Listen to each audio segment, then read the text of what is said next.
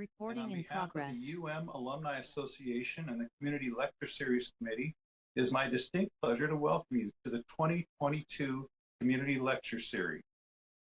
At this time, it is also my pleasure to introduce to you Seth Bodner, President of the University of Montana. A few words. All right, thanks, Jeff, and good evening, everyone. It is, I would say, great broadcast here from Main Hall on our beautiful University of Montana campus. But this is a great night nonetheless.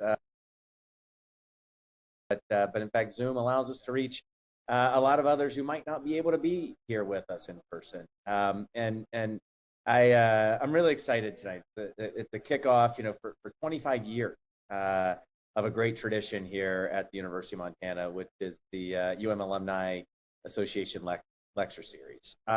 This lecture series provides a great opportunity for the Missoula community and far beyond, especially with Zoom, for the opportunity to learn about the exciting research that's going on here at the University of Montana. As many of you may have heard, just this week, we announced formally that has received what is called R1 status from the Carnegie Endowment, focused specifically on evaluating research, the research output of universities, and R1 is the highest status. It puts us in really the top tier of all universities, and it's really fitting that we kick off this lecture series this week in light of that great announcement, because this series is all about showcasing the University of Montana's outstanding faculty members from departments across campus.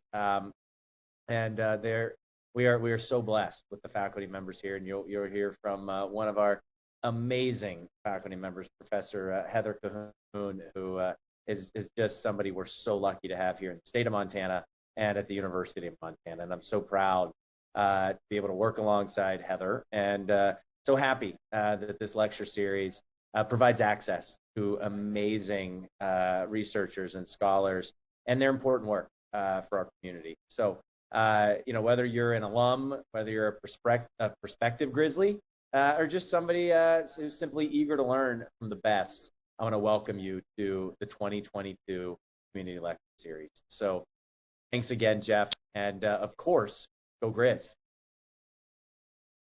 Thanks, President Bodner. Since this is not a ticketed event this year, the Lecture Series Committee decided to offer the series to the public at no charge. To support this generous offering, the Lecture Series Committee is grateful to acknowledge the support of First Security Bank, Blackfoot Communications, Kitty Robbins, and an anonymous donation in honor of former President, George Dennison and Jane Dennison as this year's lecture series sponsor. If you enjoy these lectures and wish to support them now and in the future, please feel free to visit the Alumni Association website and make a donation of your own. As always, these lectures are the result of a lot of work on the part of the Community Lecture Series Committee, made up of Kitty Robbins, Joe Batt, Robert Stubblefield, Chris Comer, Peggy Coeur. Jody Moreau of the Alumni Association Office and student Lindsay House have provided indispensable support in the organization and production of the series. The committee has chosen for this year's theme, Our Environment Matters. From the waters of Montana to the wildfires of the Northwest, this year's lectures will explore human impact on the environmental sustainability and how changes in the environment affect our lives and how we live in the world. This year's series will showcase 6 of UM's finest professors as they share rich and exciting research happening at the University of Montana and beyond. As always, following the lecturer's presentation, there will be an opportunity for members of the audience to ask questions so that our experience can be broadened. To do that, simply click on the chat function on Zoom and submit your question. If you're watching via Facebook, post your questions or comments in the comments section. We will get to as many of these questions as we can, but we will have a clear ending point for tonight's event no later than 8:30. For the past several years, the series has included poetry as a grounding force in our lecturers' presentations. Poetry has been described as the means by which poets express the inexpressible and give meaning, both frank and subtle, to our lives. With this in mind, it gives me great delight to introduce this year's lecture series' first lecturer, Dr. Heather Cahoon. Heather serves the university community as an assistant professor and director of the American Indian Governance and Policy Institute, a native-led research entity and think tank that provides tribal nations in Montana with credible, in-depth research and analysis of tribal-level policies that impact the full range of social determinants of health in Indian country. Her research interests include tribal sovereignty and reservation socioeconomic health, indigenous governments, governing structures and policy, individual tribal members' social and civil justice issues, American Indian poetry and literary expression, including oral traditions. Heather earned both her MFA in poetry and PhD in interdisciplinary studies, history, anthropology, and Native American studies from the University of Montana. In addition to her work teaching and heading the Policy Institute, Heather is a published poet, taking her place in line of many outstanding poets who taught and wrote while at the university. Her lecture tonight is The Poetry of Place, poems from her book, Horsefly Dress. Please join me in welcoming Dr. Heather Cahoon. Thank you, Jeff. Thank you, President Bodner. Thank you to the organizing committee for the invitation to share my poetry. Like Jeff noted, I'm going to be reading some poems from my book, Horsefly Dress. And the first one is the title poem, Horsefly Dress. A long wing feather propels the stunted body of a black-crowned night heron through air, breaking apart the dried mouth of memory. In an outpouring of primordial story, I hear her name, Chatnal, the hunting moon unearthed Coyote's eldest and only daughter, her name no longer spoken, she turned to porous stone. But I hear her name, Chatnal, along Flathead River near Rive, in the cutting of meat, its crackled drawing above smoldering cottonwood. Chatnal, at the edge of river, in passing water, the embodiment of belief, she perforates the divide between known and unknown. Here, she reconsiders the archaeology of our suffering. Her mouth opens in the alarm cry of a brown thrasher, a warning, grace for all that's wrapped into a name. So as it says in the poem, Chatanalx, whose name is Horsefly Dress in English, is the daughter of Sinchetle, so Coyote, and Pulia, Mole. She's his only daughter, and she has 4 brothers. And the book was inspired, it was about 6 years ago or so when I started writing this, and really it was an exploration of the Salish and Kalispel tribal oral traditions. And I heard about Chattanooga, and I actually, the first time I heard her name, I thought, oh, I didn't know Coyote had a daughter. Well, where is she in these stories? I couldn't recall a single story where I had heard her mentioned. And so I started sort of just digging into all of the recorded oral traditions that I find, listening to stories be told. And slowly over the course of a few years, I started collecting all of these stories about her, but through the process of engaging with all of those stories sort of in that quest for information about her, I understood what the stories finally were about collectively. And so as I write here she reconsiders the archaeology of our suffering. So many of those stories are offering very wise very useful information about how to process some of our most difficult things that we encounter in life. And I think that makes them really, really valuable. So there's a lot of poems about Horsefly dress, some about her parents, some that reference oral traditions. And then there's a lot of poems also that just talk about my life, my siblings, my broader tribal community, and really the landscape here. So that's sort of the tie to the theme of, you know, our environment and humans on this environment. Um, so the next poem I'm going to read is actually a poem about my brothers and sisters. So I have 4 brothers and 3 sisters, and it's called Shelter. We wove hip-high field grass into tunnels, knotting the tops of bunched handfuls, the drooping heads tied together. My 7 siblings and I sheltered ourselves inside these labyrinths in a galaxy of grass. The next one is called Perilous. By nature, we know a thing through its absence. Within this world of interlocked dichotomies, the sliding scale is king. A case in point. A northern pygmy owl, barely sparrow-sized, flew into our large window, reflecting sky and mountains, and fell unconscious to the weathered floorboards of our deck. My brother Brian carried it inside, cradled in the temporary casket of his hands. Eventually, its eyes blinked open, but despite potential peril, its heartbeat was not raucous. It made no escape attempt.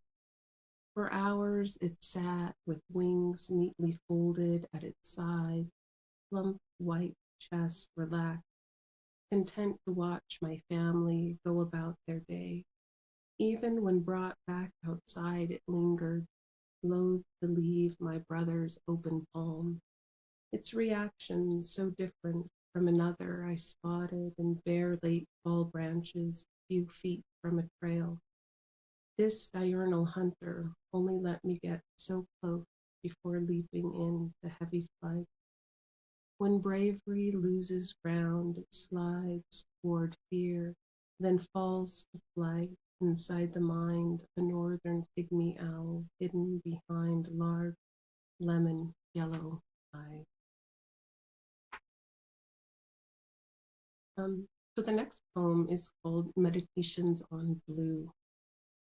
And there's just a lot of little snippets that reference something to do with color blue for the words. Open as sky, as belief, my son's eyes as a child before they shifted to earth-grounded hues of tufted hair grass, golden star moth, and devil's club leaves. 6 mountain bluebirds frozen in space but not time with the help of the wild wind.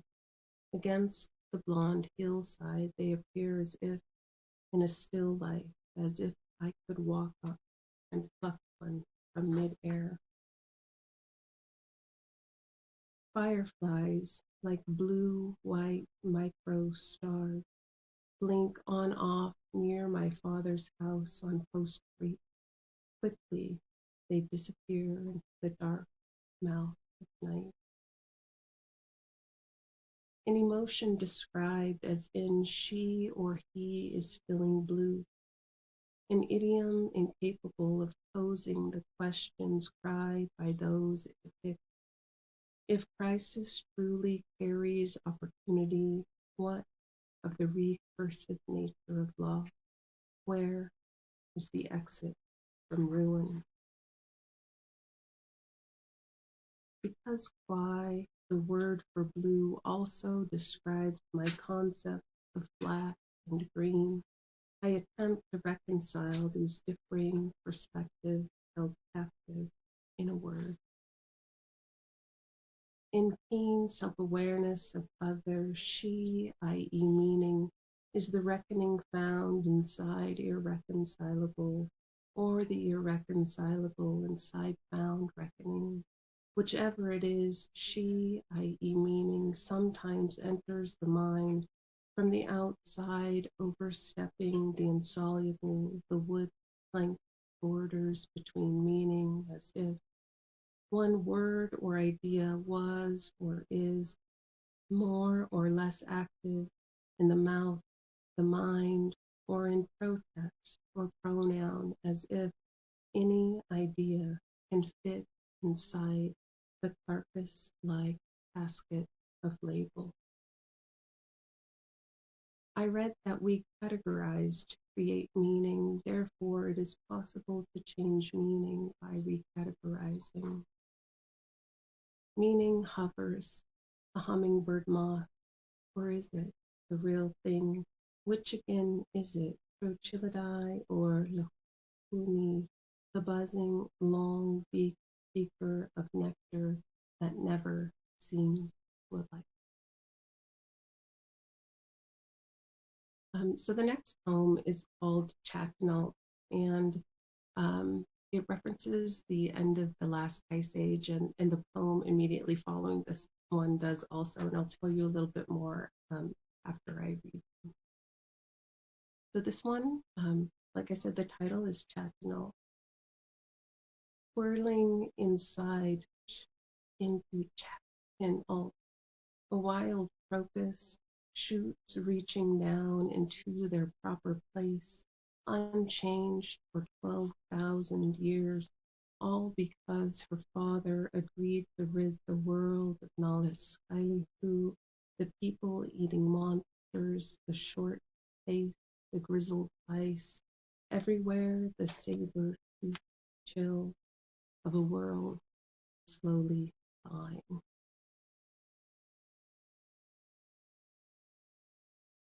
So this one is titled Baby Out of Cut Open Woman.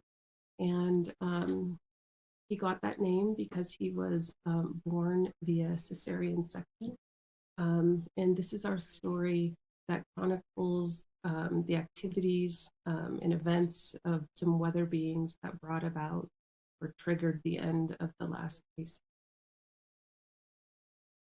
So baby out of cut open woman, so called because he was Elene, cut out of the stomach as an infant. Indeed, he survived the unbelievable, a lucky break to become the only living member of his immediate family. Another lucky break, he won his race against the Coldbird, earning a right to make a law that they could no longer control all the weather, ending the age of ice.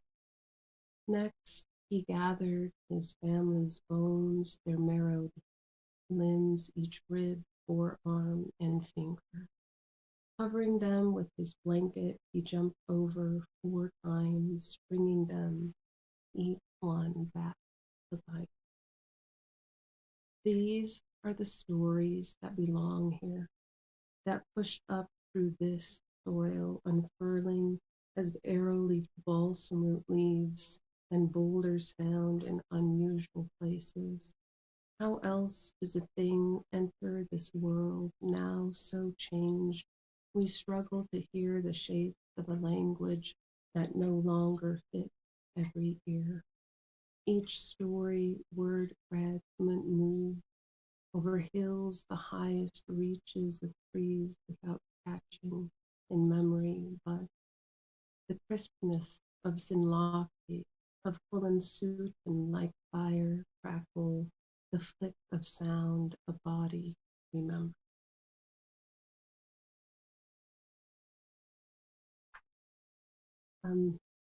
So the next one is called Sharp. A micro moth flutter bumps against the moon, triggering the movement of a night hawk into flight, tempering the rite of passage through birth canal into being for every child left to chance. This world of the living is rationed as a sharp-chinned hawk who, without malice or remorse, feeds her babies the nestlings she finds in others' nests.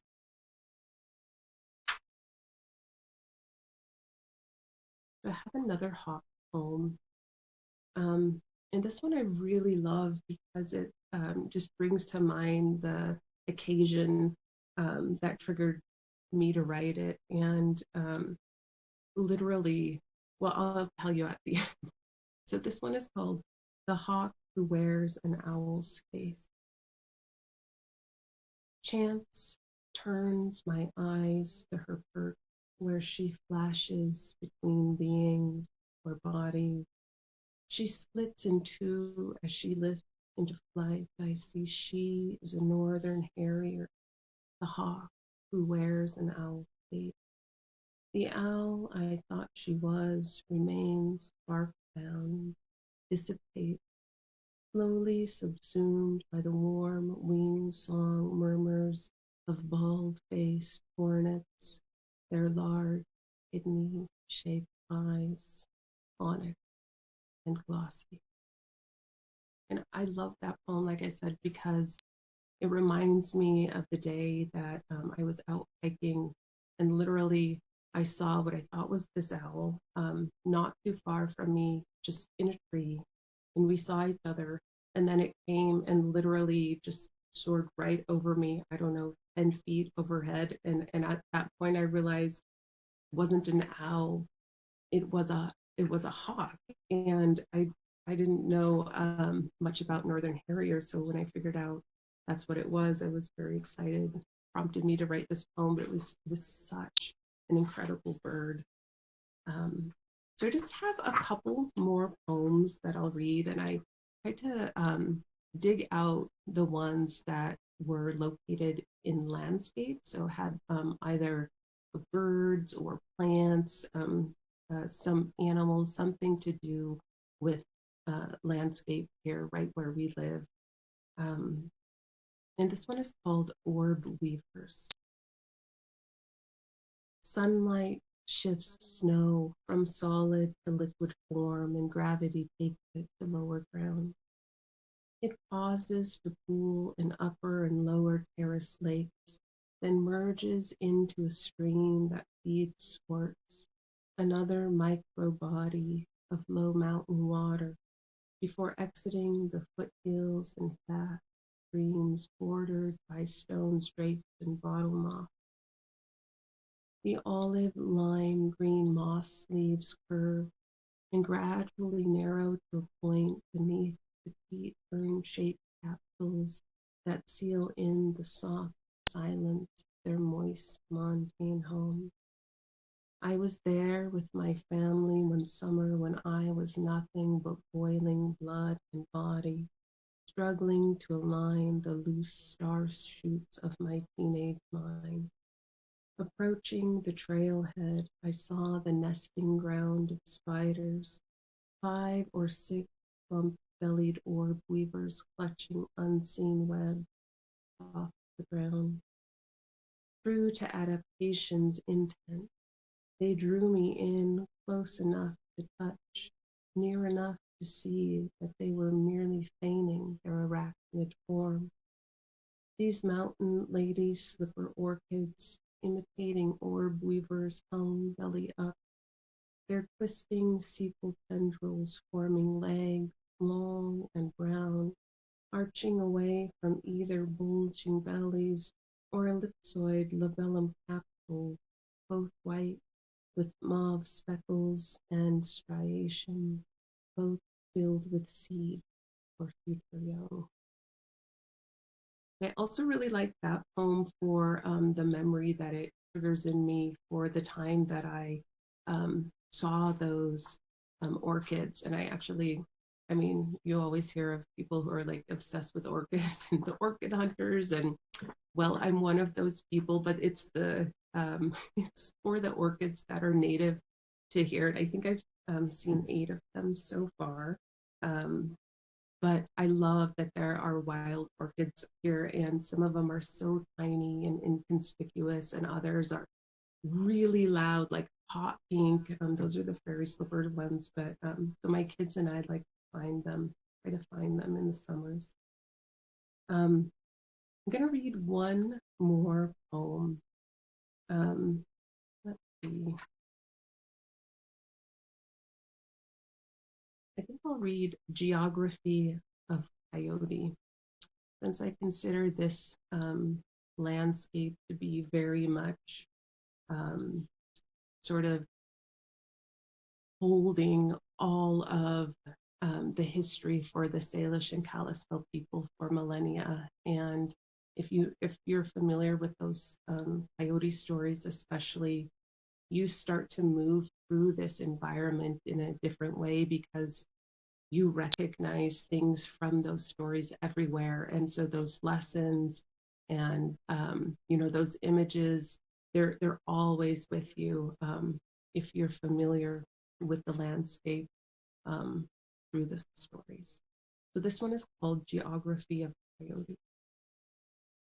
Coyote's life-limbed body grounds memory, reconciles past with greater past. His dealings are collected and recollected by people as far north as shoe swaps, down through dry Dene Desert and into Aztec farms. Coyote is pivotal, a choke cherry seeded to generations to aid survival. Recall him Sinchetle. He is married to Mole, and together they have several children, a daughter beautiful and kind called Horsefly Dress, and 4 or 5 sons, depending upon the story, the teller, the time of year. Their names being, he knows as he lays his head down, lays down straight under a tree or log, excrement in the middle crook of his foot, alternatively sometimes called he defecates on his leg. And then there is the 4th one, Yelknet Kawaskin, a son, a name unwilling to be translated into English or to conform to any other way of knowing. Last but not least is he washes his feet, the baby. Sin Chetle is thick-haired and cunning, strategic, social, and selfish, transformer of our world, redistributor of fire, food, and right. For a complex pedagogy of contradiction, he demonstrates right ways of living. To act like Sinchetle is to behave foolishly. To behave foolishly is to take action against oneself, thus, in Salish, common root, in Chetlescu. Yeah, so so there's a little bit of just a sampling of the poems that are available in Horsefly Dress, and I would love to field any questions. So thank you so much for listening. Heather, that was just wonderful. Yeah. I'm intrigued by your poetry because of your roots in another language. And I find that the language of the Salish people is becoming more and more common around this valley, certainly, and around Western Montana. And I know that personally, I'm both intrigued and intimidated by it because all my language background is European. I've studied German, Italian, some Latin, but the Salish language, which when I hear it spoken is beautiful, but the words are hard to read, and because I don't understand it. I can understand some of the meaning when I hear it spoken or included in your poetry. Can you talk a little bit about the language and how it informs the way you write? Well, Thank you for that comment and for the question. And I, like you, also think that Salish can be hard to engage because there's so many sounds that are not there in English. So it's a very different set of sounds.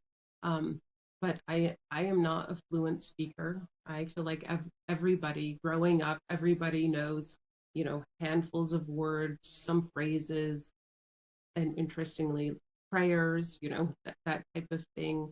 Um, but yeah, I never was fluent. And fortunately, one of my relative directs our culture committee, so I can turn to him for, feedback and advice, also guidance on pronunciation and things like that.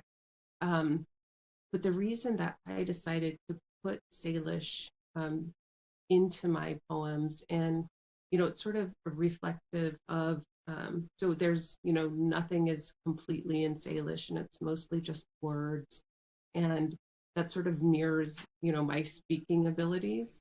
And but I decided to put it in there because I feel like it is important for it to be able to hold that space. And really that's why, and like I write in the one poem, Baby Out of Open Woman, you know, that language, those sounds, those stories, they they they were birthed here. They weren't imported from somewhere else. They're from here.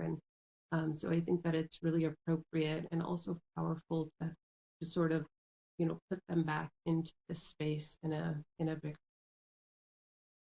Well, and the other thing that I also wanted to comment on before we turn to some questions is also your use of the creation stories. And I think many people in Western Montana maybe have gone out to Lolo, to the visitor center out there, and maybe heard Stephen Small Salmon or some of the other storytellers tell the creation stories. Do you know if those are collected anywhere that a person could read them, Some or are, yeah, or is some. it better to be an oral tradition? Well, I think both. So I access them both, both through both of those avenues, and I think definitely, to get the full experience because, oftentimes when you hear those stories, it's also more of a performance. It can be very Yes. engaging, and so I would highly recommend seeking out, the storytelling sessions. But we have also have a lot of our stories recorded and written down, and sometimes that was the effort of, an ethnographer. I think Ella Clark, I think it was the 50s that she recorded a lot of different tribes stories in the Pacific Northwest and also the Rocky Mountains. But our tribe has done that too. So our culture committees have worked with our elders to preserve our stories. So you can buy those. They're sometimes collected and sometimes just little tiny short book. Often they're illustrated by tribal member. And I think they've been doing that since the 70s. So you can buy copies of those, I think, from the Culture Committee website. You used to be able to buy some of them from the Salish Kootenai College website as well. Well, I find that when I hear the stories or come in contact with, I find that they operate on me on multiple levels. One is the very literal level, but then there's a subtle underlaying meaning that just seems to grab. So you could tell the stories to a child. Maybe the child would have one meaning, but when they grow, they get another meaning from the story. That are stories that can inform a person their entire life. Yeah, yeah. And I think that's sort of how they function. That's how they work on all those different levels and carry those different meanings to those different, age groups. And I think that, like I mentioned in the beginning, that it wasn't until I was seeking out more information about horsefly dress that I really took that deep dive into our stories, and really started, I feel like, learning how to appreciate them or engage them for the first time.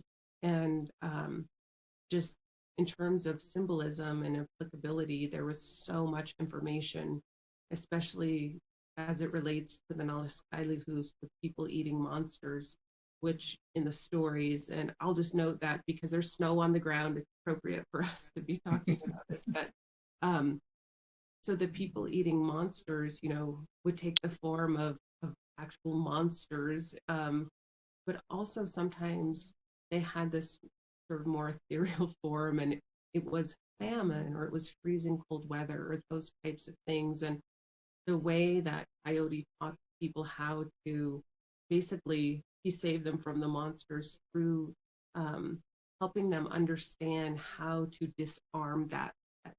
So I feel like, for example, for defeating the famine monster, he showed people what food they could eat, what are the edible plants, how do you catch certain fish, how do you, all of this stuff. So in teaching them that threat that previously was literally a threat to their life, to their existence, it was disarmed, and so he killed the monster. But I feel like all of that just translates so easily into contemporary times or any time where you have something that is literally threatening to destroy you. So maybe it's, gambling or self-doubt, or you have some addiction, or you have whatever it is. There's these things that we have to face, and through those stories we see a way to face them, and what skills you might need or might benefit you in your efforts to disarm those things. Wonderful. One of our viewers asked a question, asked if you would talk about the image of the corpse in casket when you refer to labels. I think that was in The Hawk Who Wears the Owl's Face. Was that the poem it was in? In the Meditations on Blue. Right, right. Yeah, let's see. Yeah, so that line was as if one word or idea, as if any idea can fit inside the carcass like a label. Yeah, so by that I just meant that, a word, we have a concept that we associate with sound, but that it can be so much bigger than the way that we've learned it, that words can mean so much more. And in this, I'm specifically talking about the Salish word that for me sort of change how I view the world. And yeah, so I just carcass like casket, a plate. We had another viewer ask or make the comment about and this comes back to the theme of this year's series about climate change, and the comment was in reference to native wisdom and experience, and how that can inform how we respond to climate change. Do you have any thoughts on that? Oh, yeah. I feel like there's a lot of tribal groups that are at the forefront of discussions and even policy developments around combating climate change. And I know that the president of the National Congress of American Indians, Fawn Sharp, is really even at the forefront of even the tribes in the U.S. and is, making a global presence amongst Indigenous peoples' efforts to address climate change. And, so people, if they're interested, could look into some of the stuff that they're doing. So that Quinault, she's the vice president of Quinault also, which is located in Washington. Well, it's certainly something that we can use a lot of help on. Obviously, we've been looking at the wrong thing.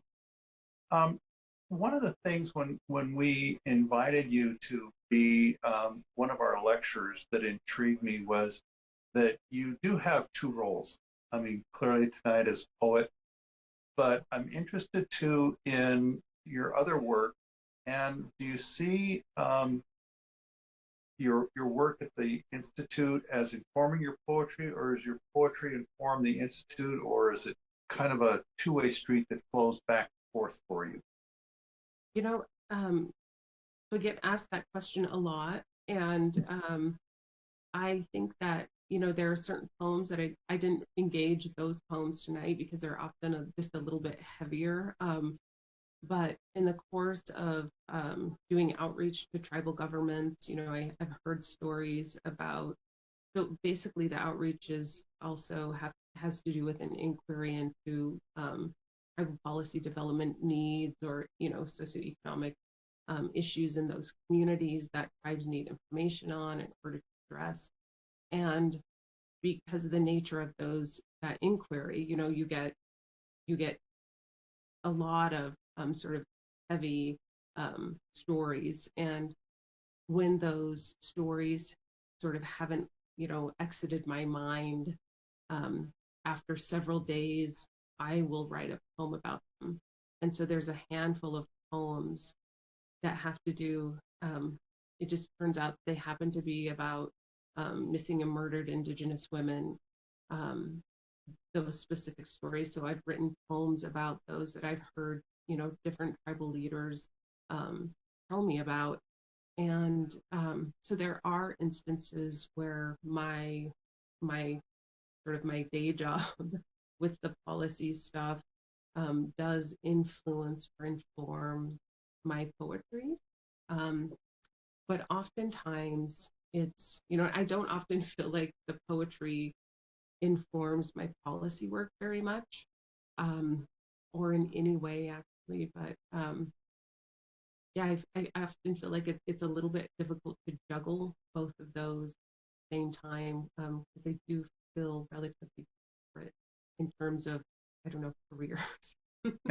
Well, that's an interesting observation. I gave a talk many, many years ago where I argued that the world would be a better place if your doctor, your fireman, your postman, and whoever was in your life was a poet too. And I thought that a poet postman would be a good thing, and that a fireman who could write poetry would be a thing. So I agree. it never goes wrong. Yeah, Never well, goes wrong. yeah, I feel like the poetry is so grounding for me that it's almost like a necessity for doing all this like very cerebral, um, just like critical thinking of reading so much and trying to remember and then formulate all of these different things in my mind. And then I realized, like, oh, it's 6 o'clock and I haven't even like looked outside, or like it's, you can be in your mind so much when you do research that you're kind of disconnected from reality, I feel like, which is not good. And so poetry is the complete opposite. I feel like it requires the poet to be present and to be completely, I guess, present in their senses. Like, so you are listening and you are feeling, you are smelling, you're seeing, and it's just a very different use of your mind. I think that helped, for me at least, helps me stay sane, I would say. But one of the things that I picked up from your reading tonight was, um, I think, like in all remarkable poetry, is the sound and the words. I think the largest word that you used this evening was pedagogical. I think that was the long, but the rest of your words were approachable, and woven was kind of the way I felt, that they were woven together in a kind of a mindfulness of sound as well as meaning. Thank you. Is that something that your being present brings to you? That sound as well as meaning? I don't know, but I do know that, prosody is such a critical part of poetry, and, just the rhythm of the word, this, if they're have sharp sounds or they're soft sounds, all of that delivers different feeling to the listener. And I always read my poems aloud when I'm writing them to see what they sound and make changes based on that. So I feel like that is something that I'm sort of aware of and try to craft them to sound the way that I want them to be read the way that I intend them to sound. Sure. Well, I'm going to remind the viewers that are with us, if you would like to ask a question or make a comment on Zoom, just go to the chat function. And if you're watching on the Facebook feed, just make a comment in comments. Lindsay will curate your questions and ship them on to me so that I can forward them on to Heather. One of the things also that caught me up when you were talking about your writing was your family, that you come from what people would call a large family. And that spoke to me. I come from a family. I was born into a family with 5 brothers and 4 sisters. And when you talked about family, that immediately struck me as I kind of understood it. Plus, my oldest brother's name is Brian. So when you were reading the poem about the pygmy owl, I said, yeah, that's exactly what my brother, exactly what he would have done. One of the things that you talked about in, I'm going to try my best to say this, Chattelnooks? Chattelnook. Okay. You talked about how the world was slowly dying in a saber-toothed tiger. Did I get that line right? Well, I'm almost. I was trying to write it down.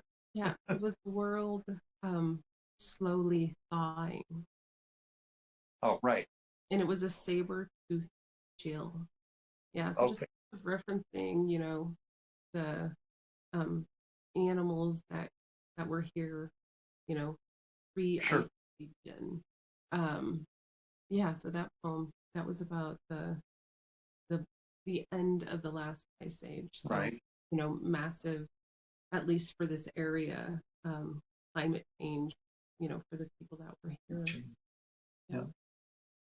One of our viewers asked, is there a place that you like to go in the Missoula area or Western Montana, hiking or whatever, for your inspiration or to collect yourself in order to be able to write? Is there a place that you like to go?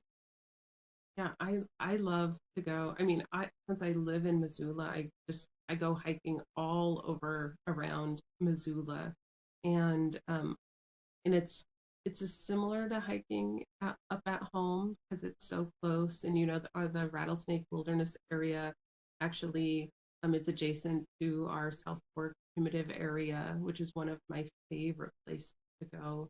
But I love also, I mean, everywhere on our reservation is so beautiful, and I especially love, so Highway 93 just sort of zips you up to Flathead Lake, and it's gorgeous, and you have the mountains, and um, I like all of that, but when you get beyond that, like Perry Basin, and if you go over near Hot Springs, Prairie, Nirada, over there, I also really, really love it because it's so quiet, so quiet. And the silence I feel like is so necessary for me to just like breathe, and it has to be silent for me to even hear lines of poetry. I could never just sit in an office in a city or something and write a single poem. And so, yeah, so mostly I go outside for my inspiration. And I like hiking around Missoula, but I really love being home. Yeah, superb. Another questioner asked, in the various teachings and stories of creation and nature in Salish and Kalispel culture, are there stories that represent a terribly unhealthy world or even the end of the world stories? Anything that's apocalyptic? Well, I don't think that I would call it apocalyptic, but the story is that when Coyote was sent here to help create a world that was suitable for human inhabitation, um, that required the killing of various monsters. Um, there's a lot of, and if you go to Traveler's Rest, to the storytelling, you hear about a lot of those instances, those things that happened right around here, those stories. Um, but eventually, and Coyote was given, King gave Coyote his cousin Fox, who every time Coyote ended up dying um, through his unsuccessful pursuits to kill the monster, and so it was actually him who died. Um, Fox would jump over him. Sometimes in some stories, most of the time it's 4 times, sometimes it's 3, but that would bring him back to life, and then he could continue on.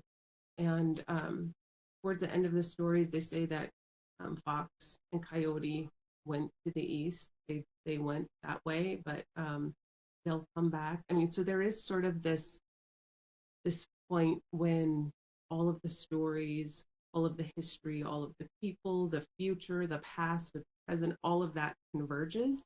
And I wouldn't call it apocalyptic, but it's like a point, definitely a point of I guess unknowns and possibility all combined there. And yeah, but as far as everything is destroyed, there might be a story that I just haven't heard, but as far as I've ever heard, that's not. I haven't heard a story like that. Well, one of our viewers, I don't think it was a criticism, but asked the question, why stop at postman poets and fireman poets, and why don't we have our world leaders write poems? Maybe it would be better at poets among the world leaders. Yeah. One of the things that struck me about your career and your history is that you came to the University of Montana and pursued your MFA here. Our creative writing program has got such deep, strong roots. And was that something that brought you here, or I mean, how did you find yourself, excuse me, at the University of Montana's creative writing program? I loved poetry my whole life. I've always written poetry, and I knew it was a good program, but honestly, I would have went to any poetry program that was here at the university, just because I've never been willing to leave home. So, I grew up in St. Ignatius. Most of my family lived all around right there. Well, sprinkled throughout, some in Hot Springs, Charlo, Moise, Pablo, Wilson, you know, but I'm just so anchored here that I would have just done the program regardless of its reputation. Then having said that, once I got into the program, I just thought it was a fantastic, very memorable program. I thought there were some incredible teachers, some amazing mentors, amazing writers, Patricia Gotica and Craig Steve, Sandra Alcosser. So those were some of my professors at that time, and I feel like it lived up to its reputation. I feel like I got a very lovely um, poetry education in terms of craft and mentoring. Yeah, so yeah, I'm really glad that it was a lucky accident for me that I found myself in that program and that it was a good program. Yeah, I've known some people over the years, both that have been in the program. I've known some of the people who taught in that program, and I just agree with you 100%. It's just an amazing environment for people to grow and learn and to hone their craft. And we're lucky that you were lucky that you got that. So are you obviously you're continuing to write? Are you going to be writing publishing another book anytime? Yeah, Is that so your yeah, plan? I'm just finishing up. Well, I finished it a while ago, but it's well, I guess I should say I finished writing the sort of a near final draft of an expansion of a chapbook that was actually my MFA thesis. And that is, so it's half those old poems and then half haiku. I love haiku. That, I think it's my all-time favorite form. I just absolutely love it. And so um I've written that, and then I hope to engage in my next collection, which it's well so I've already titled it. I've thought all the sections, all of that, but I just haven't had time to really sit down and write. And honestly, I would love to have my life shift out of um, shift back into more arts, beauty, have that be the currency that I'm discussing instead of socioeconomic challenges and policy, politics, all of those types of things, which I think are so important to address and to engage also. But yeah, I would say I miss engaging in I guess beauty, the things of beauty, which really I are really linked to poetry. Well, it's very clear what you read and shared with us tonight. Um, we're going to give one last chance if there are any more questions or comments. Um, this for me has been extremely enjoyable. I've very much enjoyed your reading, and I think that we couldn't have had a better way to start this season's or our series this year than with your sharing that work with us. It's important work that you're doing in both careers. Thank you. Certainly, the policy and analysis and advising tribal governments is so important.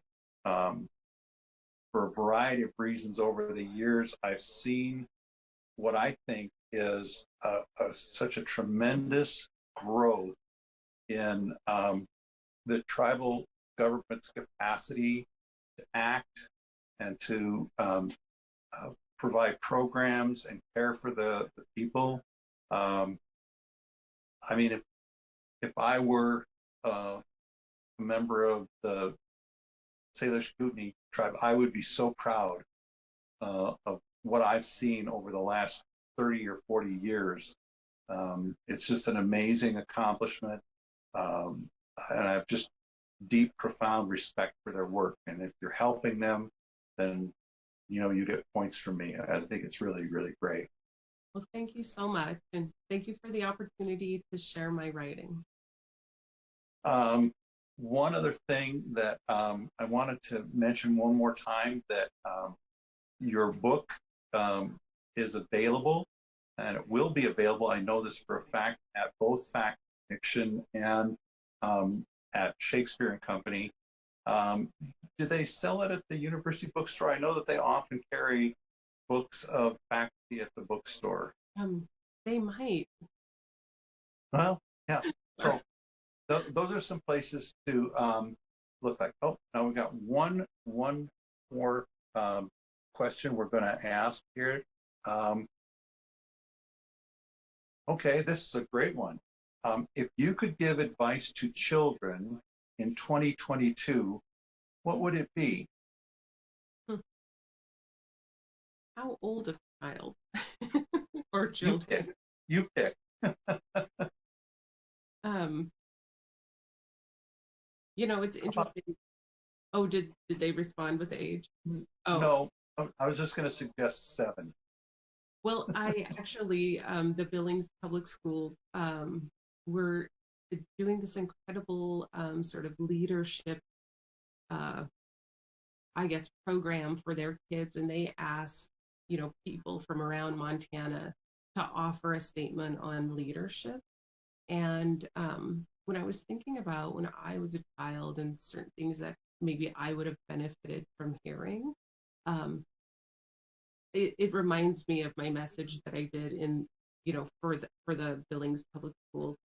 But I think that um, everybody should really, really be comfortable with who they are, to sort of embrace and become familiar with what makes you unique. I was just working with some of my students, and um, on the topic of diversity and uniqueness, and how, every difference that exists is an intentional um, sort of aspect of creation that, I mean, it's very intentional, I think. And so when we can embrace what makes us different or what makes us unique, I feel like we become closer to our most sort of authentic, powerful versions of ourselves. And there's so much pressure to be like somebody else or someone famous or look a certain way, or, especially for kids, that I think that, just being yourself. And so that's the advice, that you're special because you are you, and you're different. That sounds like something a mother would realize too, and be able to tell her kids. Well, thank you, Heather. Tonight we've had a reading from Dr. Heather Cahoon, and her readings were from her book, Horsefly Dress. Next week's lecture is going to be given by Dr. Solomon Dubrowski, and it's returning to another element in our theme about the environment mattering. And his lecture will be called, Can Plants Keep Pace with Climate Change? And that's going to be a good question. It may or may not have anything to do with how big or how fast your tomatoes grow, but it may also have something to do with our forests and our wildland. So I'm still waiting. I don't see anything more. Once again, thank you to Heather Cahoon for joining us tonight on the first of the 2022 Alumni Association Community Lecture Series. Thank you for joining us. I hope you'll join us again next week at 7 o'clock. Thank you all.